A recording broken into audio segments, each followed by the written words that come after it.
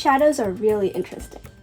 On the International Space Station, the temperature can change 400 degrees between light and shadow.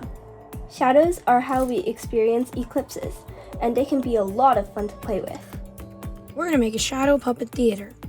You will need a few simple supplies: a cardboard box, thin cardboard like a cereal box or cardstock, tracing paper, an X-Acto knife, scissors, a hole punch, brads, tape, a template for your puppets, or you can draw your own, long skinny sticks, and a light source.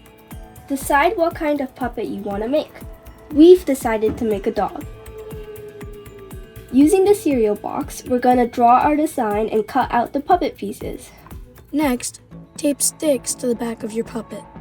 To put the puppet together, punch holes and put brads where the joints are.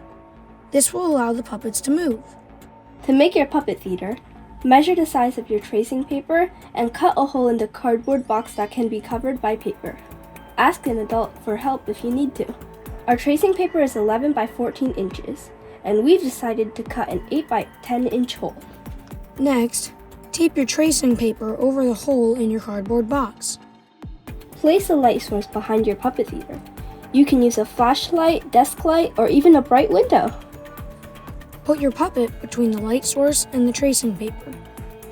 To make your shadow puppet come alive, put your puppet close to the tracing paper, then pull it away to see how the shadows change. Use the sticks to make it move.